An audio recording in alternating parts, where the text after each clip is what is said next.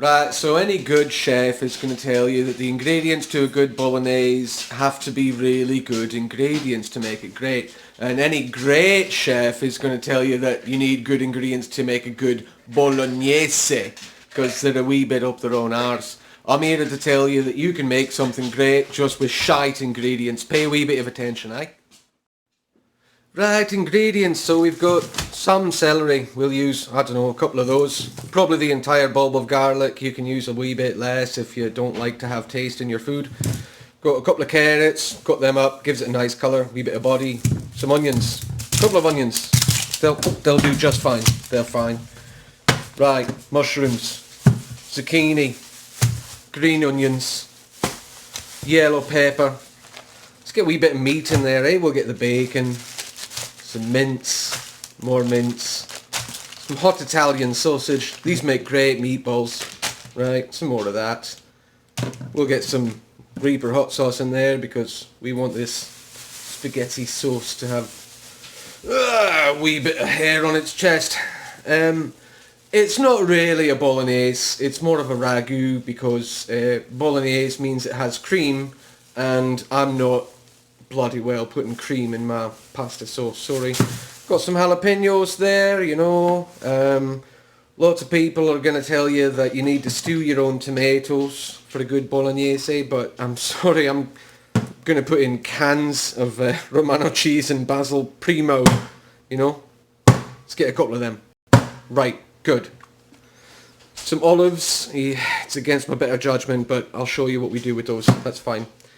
If you've got some herbs left over, some thyme is great, some parsley is great, oregano if you've got it, great. Remember a moment ago when I lied to you and I told you I'm not going to stew tomatoes? I'm going to bloody well stew tomatoes, because I'm not fucking about here. That's it for ingredients, but they don't look great just now, so we'll make them look a wee bit better. Please make sure to wash your produce, people, under warm water, you know, do a good job, don't get COVID, that away. I think it's very important for people to know that you should always use the right size knife for what you're doing, so I'm using this nice big old Santoku knife, cut up this garlic, looks like shit now, let's get that looking a bit better. Right, yeah, that's looking a wee bit better than now. So it's about a full bulb of garlic. I threw out the wee bits in the middle because I can't be arsed to do it. As I said, you can use less than a full bulb of garlic if your taste buds are like allergic to taste or anything like that. I would recommend anywhere between like a clove to 3 full bulbs of garlic. You know, just do what you feel. Please rinse off your produce. I can't stress that enough, people. Please, nobody does it. It's covered in shite that was on other folks' hands. You don't want that in your mouth. Well, I mean, not when you're cooking, you know. When you stew your tomatoes, just add a wee bit of water. Don't need to cover them. Just enough, you know, just to get a wee bit of sauce going on so that they actually start to stew up on their own. Let's get that on the range. I realise this might be jarring to some folk, but I feel like it's time for a hat change, jacket change, accent change, cigarette, and a drink. Cheers. It's an important part of the recipe. Stay hydrated, folks. Shit, that's good. Right, so just let them stew up like this on low for a little while. Never ever use a metal spoon to stir your tomatoes because it's going to leave a real metallic taste in them, is what most chefs say, because they don't understand how to add other ingredients to take out any taste that a metal spoon might leave behind. Fucking amateurs, all of them. Alright, and then next up we're going to deal with these carrots. I'm sorry, this is jumping all over the place for people. This is just how it's got to be filmed. I can't do it real time because people are going to get bored watching me cook for 3 goddamn hours. So with the carrots, you got a couple of options. You can either use a vegetable peeler, Or you can choose to not be able to find one in the house and use a paring knife. So let's get to it. Of course, you could also decide to find the goddamn peeler. It's very difficult to do this one-handed. All right, there we go. Pretty much done. And as you can see, that worked beautifully. So these only need to be roughly chopped because some magical is going to happen here. Unlike the onions and celery, right? We've got those sort of finely chopped. We got about twice as much onion as we do celery because personally I prefer flavor to water content. But here we go. Going to put these things into the magic maker. Guys, God, again, please wash your shit. In this case, I'm being quite literal. Mushrooms is grown in shit. You don't want actual shit in your food. Some of you might. I don't. Right, now that you got that all clean, let's go to the magic maker. So we've got our carrots in there already. One step ahead is you want the carrots to be at the bottom just because they're going to take a bit of a longer time to zip up proper. Let's get your mushrooms in there. Now I'm putting the mushrooms in the magic maker because I don't like eating erasers, okay? I don't like munching on them. They're not nice. Texture's just not nice. So I'm going to put these in here. You're going to get the flavor, you know, you're going to get everything good out of them, and you're not going to get as much of the bad. Now it's the same exact principle behind adding these drained and rinsed olives. Alright, there we go. Can get that in there. Now normally I understand olives taste like mud and salt. Don't worry if a few of them fall out of theirs. Not to the end of the world. They're the most disgusting foodstuff known to man. But, for some reason, chucking them in a bolognese, bolognese, well, it really adds to the flavor. You guys are going to love this. Just check it out, alright? You might need to add a bit of water just so that everything actually gets all zipped up in the magic maker. And then you'll notice with a bit of water, a bit of coercion, you actually have kind of a nice paste going on there. It's not too bad. It's not too bad. You're really looking for sort of a poop brown. It's really going to add to the color of the sauce once the sauce gets all cooked up. It doesn't look great now, but y'all just going to have to trust me on this one.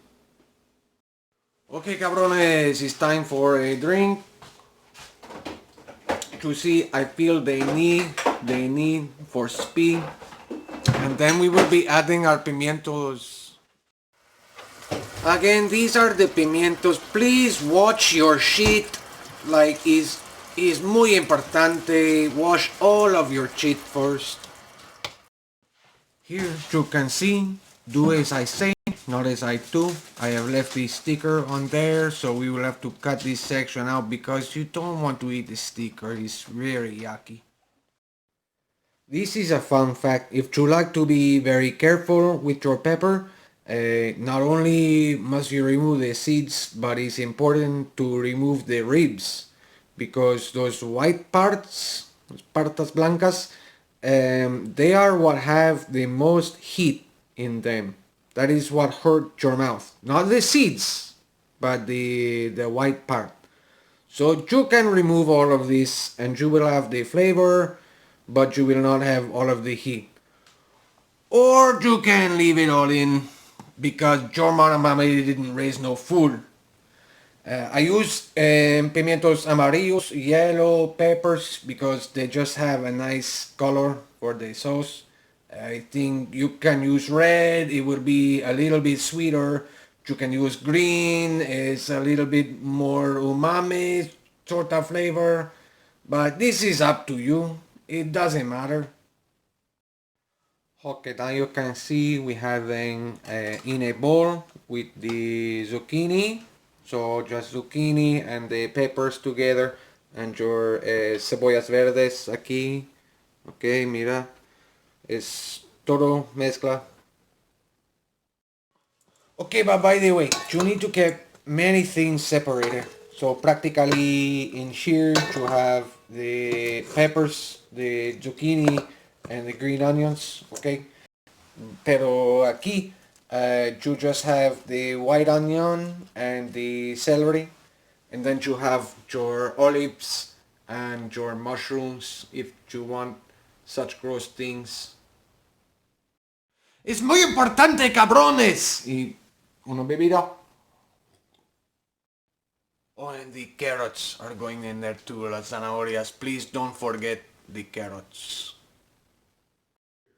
Okay, comrades, now we will be preparing the meats, but cheers for now. Na zdrowie, tоварищи.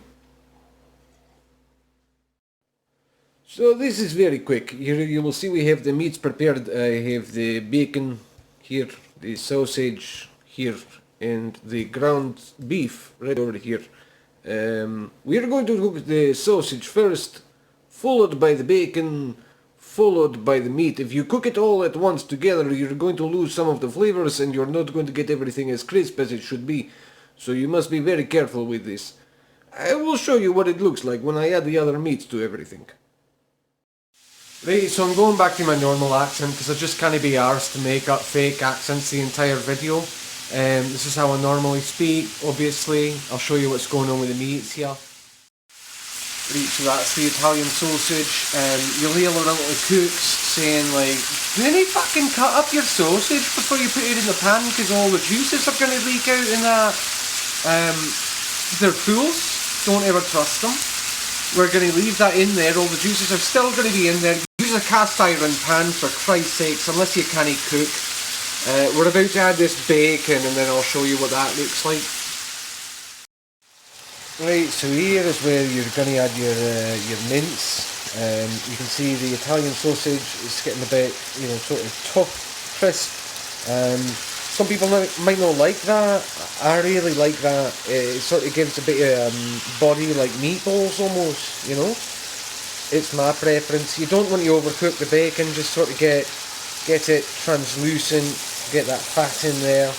Now we're going to add our mince. Right, so you're going to want all your mince, or your meats to cook up. Don't worry about crowding the pan, obviously, in this situation, because normally when you're frying anything in a frying pan, it's just going to steam together when you crowd it like this, but in the case of a spaghetti sauce, it's really not at the end of the world, and with the cast iron pan, you're still going to get a bit of that crisp on the underside. Make sure you keep stirring it, folding it over. In a separate pot, we're going to pop some oil, right? And here's the important part of why we separate our vegetables. I'm also using vegetable oil. It's got a high smoke point, and that's very important if you're cooking while you're drinking. Which obviously, I mean, you've seen the rest of the video. So in go the onions and the celery. Let's just let that cook up a bit. That's good.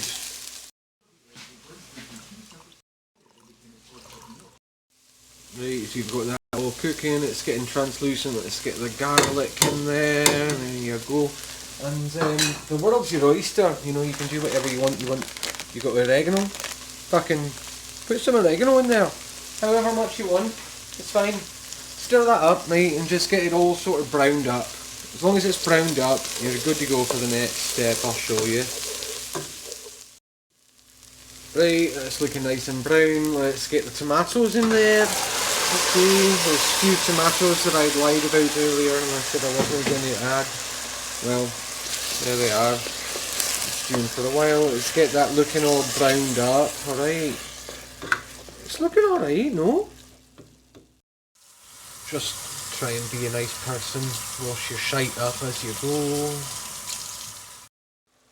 Right, so that's been cooking down a bit. I'm going to add this fucking poop sludge, right? The olives and mushrooms and all the disgusting rubbish. Well, the carrots are quite nice, that's fine. So that's going to go in there and we'll get that all mixed up here.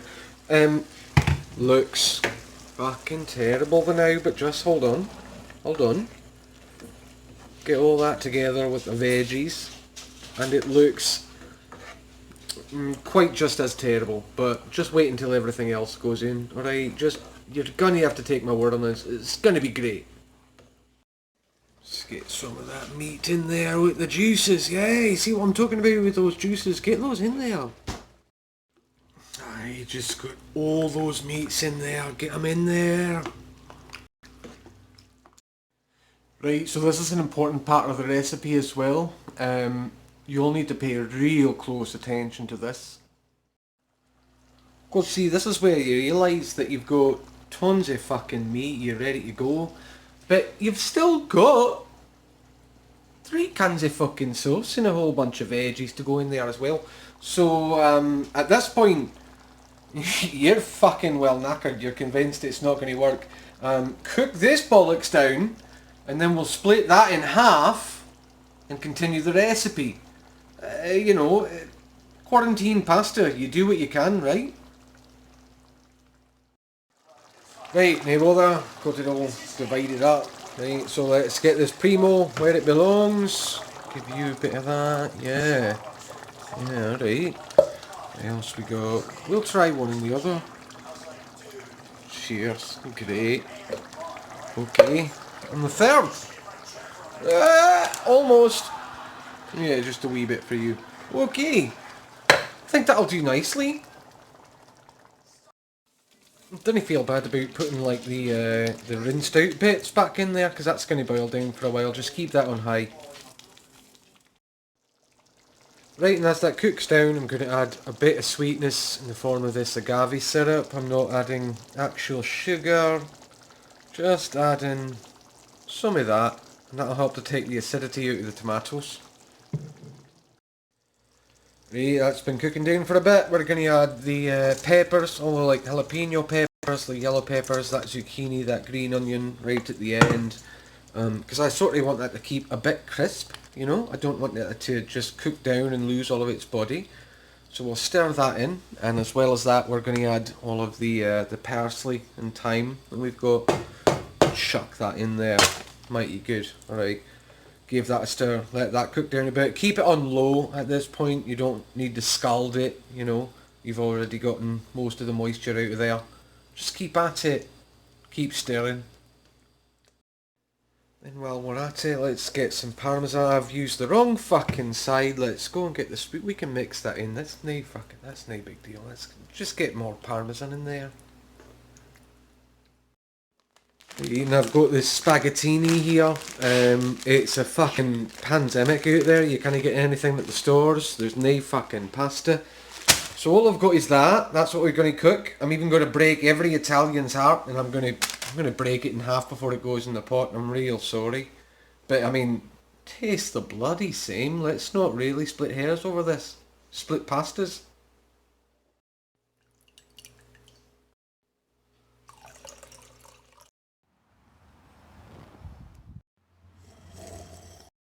Right, let's get that pasta in there. Please salt your water. My god, don't be savages. There we go.